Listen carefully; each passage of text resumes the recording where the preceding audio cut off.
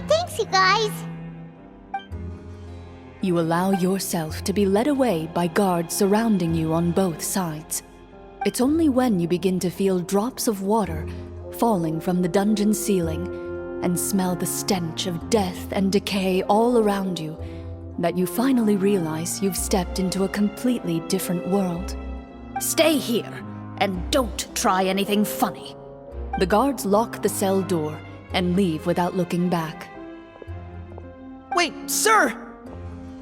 Your voice echoes through the dark hall, but the only response you receive is the sound of water dripping. No! What should we do now? Carve out a new path of fate with our own two hands, of course. You reach toward your waist, but find nothing there. You now recall that your weapons were... What about that knife I hid in my boot? When did you hide it in there? When I was thinking about digging a tunnel. Rejected. You failed to inform the GM of this course of action. Moreover, the guards would have conducted a thorough search before throwing you in prison. And the keys to the cell aren't anywhere to be seen? Correct. You don't even feel a lock hole on the cell door.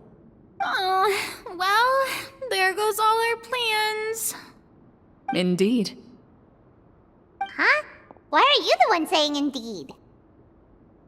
Because that statement holds true for me as well. This is where the script ends. What? But that's a terrible ending! Generally speaking, this should be the point where the scriptwriter gives the players some kind of hint, or gives the GM some kind of code for how to move forward. I mean, maybe they just really wanted us to be immersed in the feeling of being in prison? Like, they'll only show us the way out once we've grown truly and utterly desperate? That is a possibility. If only there were desserts and tea in real prison. Oh wait, guess that's kinda how the Fortress of Meripede works if you're lucky. Oh, before I forget, Navia, the short sword you had with you earlier. I took a closer look, and the craftsmanship doesn't appear to resemble anything from this era. If I remember correctly, that style was last in vogue several hundred years ago.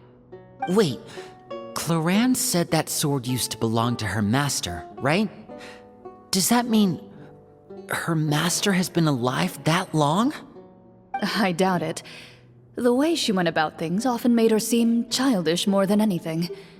I'd say the sword was most likely an heirloom passed down over time. Hang on. A precious heirloom passed down to you by your master. And you gave it to me just like that? You weren't worried I might lose it? Master left many things to me when she disappeared.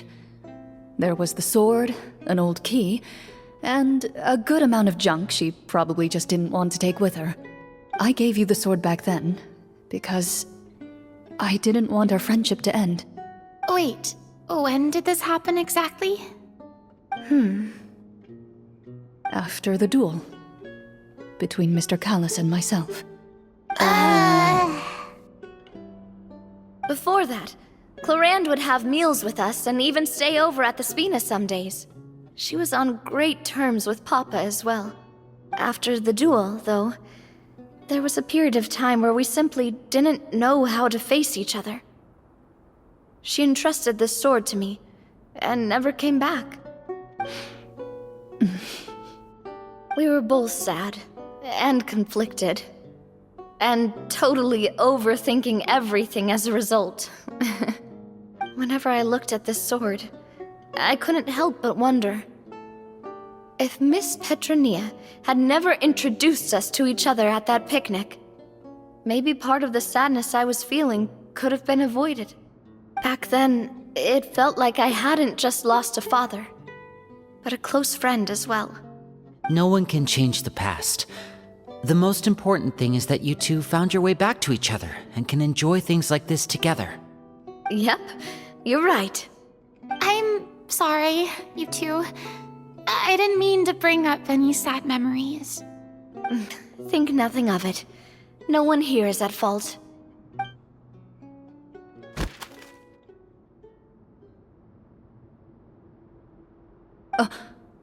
Huh?